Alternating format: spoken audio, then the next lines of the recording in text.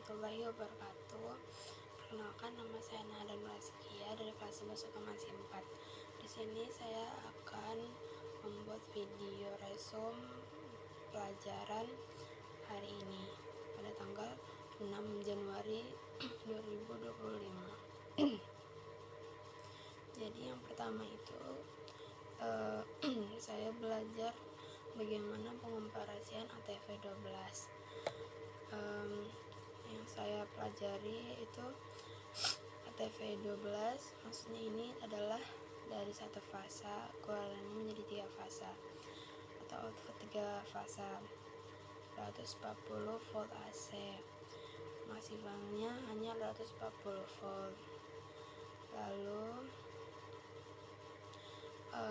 display RDY atau ready, siap dioperasikan. Lalu keunggulan produk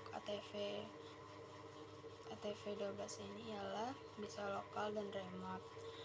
Lalu dengan cara tekan mode selama 3 detik maka akan muncul lokal. Lalu bisa tekan mode untuk mengaktifkan lokal dan remote-nya. Lalu yang kedua, putaran motor itu akan berhenti sesuai setting parameter. Dengan cara menekan stop maka motor berhenti atau stop. Keunggulannya itu rotor motor langsung diam di saat disetting. Lalu juga ada tekan mode hingga muncul REN atau remote. Remote di sini menggunakan peralatan tombol start atau stop. Di sini menggunakan 2 wire. Kalau forward itu untuk putaran ke kanan dan reverse itu buat putaran ke kiri. Lalu pilih saklar FWD atau forward di on maka motor berputar ke kanan. Lalu pilih saklar rev di on maka motor akan berputar ke arah kiri. Lalu di sini juga ada itu komunikasi HMI PLC ke PC. Yang pertama itu adalah ada struktur koneksi kabel HMI PC ke PLC, yaitu dari PC atau laptop ke USB kabel, baru ke PLC, ke RS232 kabel, lalu ke HMI, ke Ethernet kabel, lalu ke WiFi. Untuk PS atau laptop itu di sini digunakan untuk melaksanakan program dan desain dari HMI. Kalau USB kabel itu untuk mentransfer program ada dua teknik. Yang pertama itu program PLC menggunakan USB kabel, sedangkan untuk menampilkan program dari desain HMI dari PC builder menggunakan WiFi melalui modem, dan modem nanti akan meneruskan datanya ke HMI. Lalu setelah itu dari USB kabel ke PLC. PLC digunakan sebagai alat kontrol dari perangkat di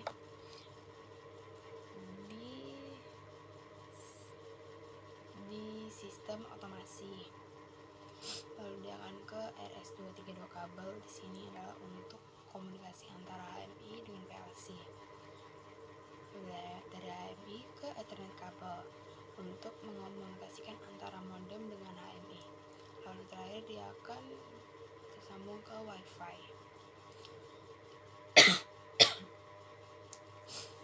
Selanjutnya yaitu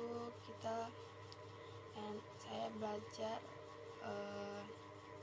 struktur sistem kontrol otomasi, dan ini saya sudah membuat gambarnya. Dan di sini itu terdapat perangkat input yang terhubung dengan 24 volt DC dan ada perangkat output. Lalu juga ada PLC yang terhubung dengan 240 AC. Lalu juga ada kabel RS232 atau komunikasi data. Itu kalau seandainya kita gunakan langsung RS232 dengan PLC. Lalu kabel PLC itu menggunakan kabel RS232, sedangkan kalau untuk dari PC atau laptop ke PLC itu menggunakan kabel tipe USB. Lalu kita juga akan membuat biasanya kita membuat desain layar HMI. Nah, itu ntar bakal ditampilkan di layarnya HMI. Lalu kita juga membuat program. Lalu selanjutnya itu ada kontrol motor 3 fasa. Yang pertama ada di relay control motor 3 fasa, yaitu terdapat sistem kontrol langsung, saklar 3 kutub satu arah. Lalu yang kedua ada saklar Y atau D. Lalu yang ketiga ada saklar forward atau reverse. Dan yang kedua itu ada indirect relay control 3 fasa. Yang pertama ada kontaktor, dan yang kedua ada variable speed driver atau bisa disingkat sebagai VSD. Kenapa harus VSD atau mengapa menggunakan VSD? Karena dia itu dapat membuat kecepatan motor, lalu dengan frekuensi dan kutubnya. Lalu bisa juga kemampuan, jadi dia ada daya koppelnya, kemampuan motor mengangkat beban. Dengan adanya PSD, jadinya bisa mengurangi frekuensi tanpa mengubah daya koppel. Lalu selanjutnya, tadi untuk kecepatan motor itu jadi kita tuh bisa ingin merubah kecepatan motor yang bervariasi. Lalu selanjutnya kita